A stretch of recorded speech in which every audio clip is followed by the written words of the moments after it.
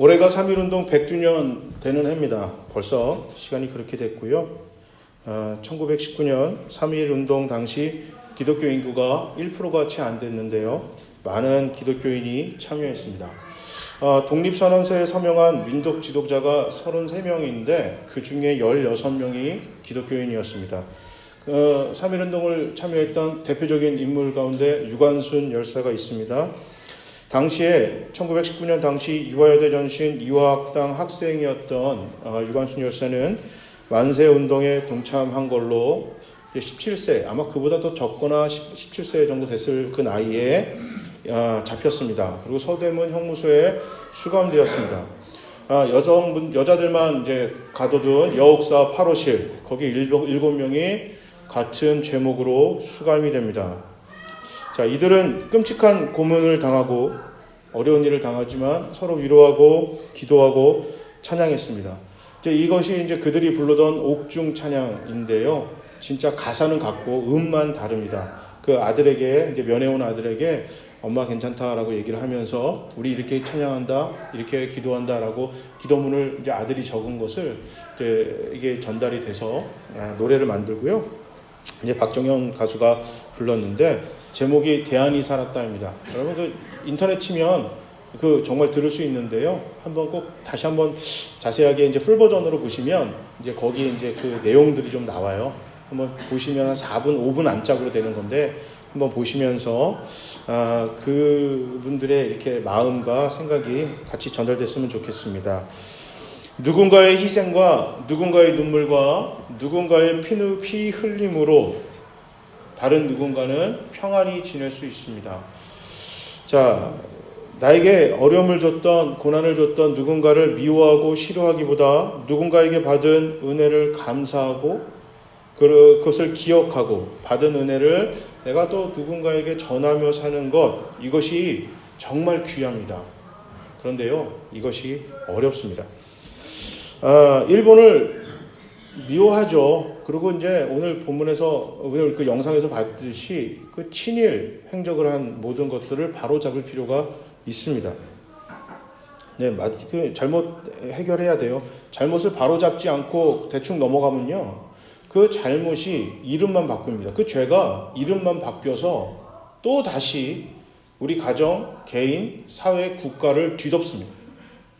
문제의 잘못과 죄를 바로잡지 않고 넘어가면요, 이게 이름만 바뀌지 그 잘못이 계속해서 이게 사회를 어지럽힙니다. 그런데 이 문제 해결을 미움과 분노에서 시작이 되면 어떻게 되냐면 또 다른 미움과 또 다른 피해자를 낳습니다. 이게 어려워요. 그래서 이게 노래를 듣는 내내 제가 생각했어요. 너무 싫더라고요. 일본 너무 싫고 뭐 친일파는 더 싫어요. 그래서 그 사람들 재산 다 몰수하는 정도가 아니라 야, 이건 벌을 내려야 되지 않냐, 독일처럼. 그 독일은 뭐 지금도 찾아내가지고 그 당사자를 지금도 뭐 나이가 거의 90이 다 된 사람을 100년형 때리고 당신은 편하게 침대에서 죽을 수 없습니다. 이게 독일이 갖고 있는 이유 여하를 막론하고 그렇게 해야 되지 않냐라고 생각을 하는데, 제가 이게 올바름을 위해서 문제를 해결하고 바로잡기 위함이 아니고 싫으니까, 미우니까 그런 문제를 하려고 할 때 과연 이게 정말 문제가 해결이 되어질 것인가? 그러면 저는 미운 건 좋은데 오늘 이 영상을 보면서 이 고마운 분들, 유관순 열사 한 분 외에는 나머지 6분은 처음 들어봤어요, 이름을. 그 이름도 모르는 그 수많은 인생과 또 신앙의 선배들의 피 흘림과 눈물과 기도가 있어서 지금 내가 편하게 살고 있는데, 그분들에게 감사하고 그분들의 그 희생과 수고에 대해서 은혜를 기억하고 우리나라가 다시금 살게 만들어진 그 은혜를 가지고 내가 이 땅에 하루하루 열심히 살고 누군가에게는 나도 은혜를 베풀며 살고 있는가를 돌아봤을 땐 미워는 하는데 감사한 거에 대한 그 고마운 마음은 내 삶에서 발견되지 못했습니다. 왜 그럴까 했더니 사랑에 매여 있는 게 아니라 증오와 분노와 죄에 매여 있기 때문입니다. 오늘 본문 요한복음 20장 19절은 이렇게 시작합니다. 그날 곧 주간 첫날 저녁에, 그날이 언제냐면 바로 오늘이에요. 주일이에요. 그러니까 주일 저녁에 제자들이 모여 있습니다.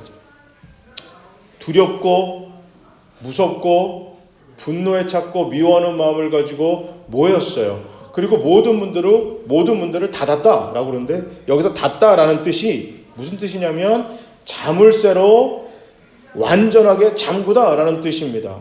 이거는 그들의 마음 상태와 동일시가 되고 있어요. 그들의 마음이 닫혔어요. 그리고 그들의 닫힌 마음을 가지고 그들이 모인 그 장소의 모든 문들을 잠가버렸습니다. 그런데 예수님이 그 자리에 오셨습니다. 지금 자물쇠로 단단히 잠가놨는데 우리 주님이 찾아오셨어요. 그것을 열고 들어오셨습니다. 여기서 오셨다라는 그 단어 엘데는 문을 열다예요. 열쇠를 가지고 문을 열다라는 뜻입니다. 자, 제자들은 열쇠를 가지고 문을 잠갔는데, 세상은 제자들로 하여금 문을 잠그게 만들었는데, 우리 예수님은 문을 열고 들어오셨습니다. 그러면서 주님 뭐라고 하셨냐면 평화가 있기를 원합니다. 에이레네 이러면서 들어오셨어요. 우리나라 말로 표현하면 안녕하세요예요. 안녕하세요. 안녕이라는 게 무표무탈한 거잖아요. 그러니까 별일이 없게 평안하기를 바랍니다. 그러니까 주님이 들어오시면서 안녕들 하십니까? 안녕들 하세요 하고 들어오셨습니다. 주님이 부활하셨어요. 그래서 여성분들도 만나시고 물고기를 잡는 제자들도 먼저 만나셨습니다. 자, 이제 길을 가는 제자 2명도 만났고요. 그랬는데 보니까 제자들이 처음에는 기대하고 예수님이 부활하셨으니까 뭔 일이 있겠구나 했는데, 부활하셨음에도 상황이 전혀 변하지가 않았습니다. 여전히 종교 지도자들은 예수를 믿는 자들을 잡아서 옥에 가두거나 죽이려고 하고 있습니다. 상황은 여전히 하나도 변한 게 없습니다. 그래서 모든 문들을 단단히 잠궈둔 상태로 전전긍긍하고 있었는데, 닫힌 문을 여시고 주님이 오셨어요. 그리고 안녕하십니까 하고 들어오셨습니다. 이 안녕하세요라고 인사는 예수님만이 하시는 특별한 인사법이 아니고, 당시에 모든 사람들이 만나면 그냥 일상 인사였어요. 의례하는 인사였습니다. 그런데 지금 예수님이 하시는 이 의례적인 인사는 지금 제자들에게 어울리지 않아요. 안녕하지 않습니다. 평화가 있을 수가 없어요.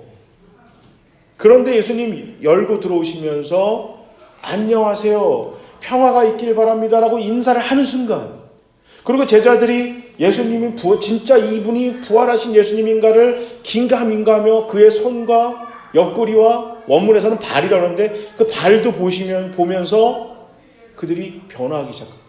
기뻐하기 시작합니다. 자, 지금 여전히 상황은 변하지 않았어요. 예수님이 문을 열고 들어왔을 때 예수님이 지금 종교 지도자들의 항복 문서를 갖고 들어오신 것도 아닙니다. 지금 문 열고 본 뒷자리를 보니까 헤롯이 무릎을 꿇고 예수님께 절을 하면서 항복한 것도 아니에요. 수많은 천군 천사가 예수님의 공격 명령을 기다리면서 지금 정렬에 있지도 않습니다. 그러나 부활의 예수를 만났다는 그 이유만으로 제자들이 마음 문을 열기 시작을 합니다. 기뻐하기 시작합니다. 주님은 제자들의 상황을, 그 주변 상황을 바꾸시기 원하지 않으셨어요. 제자들의 마음을 바꾸기를 원하셨습니다.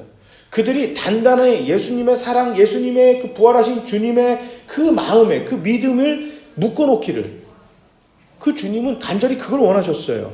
상황이 바뀌어도요, 근본적인 그 자세가, 그 원래적인 근본적인 마음이 바뀌지 않으면, 자, 어려움이 이름만 바뀌어서 찾아와요. 나를 뒤덮으면 내 육신과 마음은 또다시 무너져 내립니다. 주님은 그 사실에 주목하셨습니다. 그래서 우리 주님은 미움과 분노와 슬픔과 교만으로 인도하는 그 세상의 닫힌 문 안으로 문을 여시고 제자들을 찾아오셨어요. 자, 세상은 수많은 조건을 가지고 마음의 문을 닫게 만듭니다. 우리의 상황의 문을 닫습니다. 그래서 그 안에는 평화가 없습니다. 자, 지금 제자들은 평소에 하던 인사, 에이렌에 평화가 있기를 바랍니다. 이 인사가 항상 해왔던 거예요. 근데 예수님이 잡혀서 고난받으시고 죽기 전까지는 그들은 에이렌에 했어요. 평화했어요. 안녕했는데 주님이 잡혀서 죽으시니까 상황이 변해버렸어요. 그러니까 그들 안에 안녕이 사라졌습니다. 세상이 주는 평화는 그렇습니다. 조건이 주는 평화는 유통기한이 있습니다. 상황에 따라 시시때때로 바뀌어요. 그래서 세상이 닫힌 문, 조건에 의해서, 상황에 의해서 누가 닫았던, 내가 닫았던, 다른 누가 닫았던 그 닫힌 문 안에서는 진정한 평화는 없습니다. 가짜 평화만 파니쳐요. 이 안에선. 돈이 좀 있으면, 내가 건강해지면, 내 상황의 조건이 낮으면 에이레네요. 안녕이 생겨요. 그런데 방금 안녕했는데 또 다른 상황, 또 다른 안 좋은 소식이 내 안에 닥치거나 들리면 내 안에 평화는 사라져버려요. 제자들이 그랬어요. 예수와 함께 있어도 예수님이 주는 평화를, 하나님만이 주실 수 있는 그 평화를 누리고 진짜 참 평화를 잡은 게 아니고 조건적인 평화, 세상의 평화를 붙들고 있었던 제자들이었어요. 그런데 조건이 변하지 않았음에도 불구하고 문을 열고 들어오시는 예수를 발견하고 부활하신 진짜 예수를 만나고 그들이 느낀 순간 그들이 참 평화를 누리기 시작합니다. 이게 정말 중요해요. 가짜 평화에서 벗어났습니다. 참 평화를 붙잡았습니다. 누구도 빼앗을 수 없는 그 평화. 상황이 변하지 않았음에도 나오는 기쁨. 그 기쁨을 제자들은 맛보기 시작했습니다. 일본은 7명의 여인들을 무참하게 짓밟았습니다. 잔인한 고문을 했고요. 너무너무 수치스러운 성적인 모욕도 감행했습니다. 몽둥이로 군화로 밟았습니다. 가족과 친구에 대한 협박으로 그들을 묶으려 했습니다. 그러나 그 어떤 것도 그 7명의 여인들을 묶을 수 없었어요. 다 떨어진 진흙색 수의를 입었어도, 간신히 생명을 연명할 만한 음식만 주어졌어도, 무수히 매질을 당하고 너무너무 끔찍한 수치스러운 행동을 당했어도, 감옥의 문이 단단히 갇혀 있었어도 그들의 마음을 가둘 수 없었습니다. 왜냐하면 그들에게 주님이 함께 하셨기 때문입니다. 그 상황 속에서 전혀 변하지 않는 참혹한 현실 속에서도 그들은 주님을 붙잡았고 주님의 사랑에 매여 있었습니다. 부활하신 그 주님의 은혜, 그 은혜를 누리며 그들은 기도했고 찬양했습니다. 솔직히 이들이 이 찬양하고 기도할 때 이미 대안은 죽었습니다. 이미 죽었어요. 친일파들이 무슨 이유를 들어서든지 간에 대안을 일본에게 넘겼습니다. 그리고 일본은 대안을 죽였습니다. 그러나 이미 죽어 있음에도 불구하고 이들은 대안이 살았다, 대안이 살 것이다 찬양하고 선포합니다. 예수를 믿었기 때문에. 지금 이 상황이 부활하신 예수의 사건과 너무나 같았기 때문입니다. 배신자 가룟 유다가 무슨 이유를 대서든지 간에 예수를 종교 지도자들에게 넘겼습니다. 그리고 그들은 예수를 죽였습니다. 그러나 우리 주님 부활하셨습니다. 우리 주님 부활하시고 그리고 살았으나 죽은 것과 같은 제자들을 찾아오십니다. 어떤 조건으로서도 이길 수 없는 그 상황이 닥치니까 너무 무섭고 두렵고 화나고 분노하고 미움으로 가득 찬 그들은 문을 걸어 잠그고 세상이 주는 평화, 세상이 주는 그 불안에 떨면서 조건적인 상황에 문을 걸어 잠그고 있었는데 주님이 그 문을 열고 들어오시며 그들을 살리셨습니다. 그들에게 평화를 주셨습니다. 좌절하고 절망하고 분노하는 그들에게 주님 찾아오셔서 기쁨과 평화를 주셨습니다. 그 여인들은 이걸 믿었어요. 이 사실을 알고 있었습니다. 그들은 매어 있었어도 묶여 있었어도 주님을 찬양했던 것입니다. 일본은 무서워했습니다.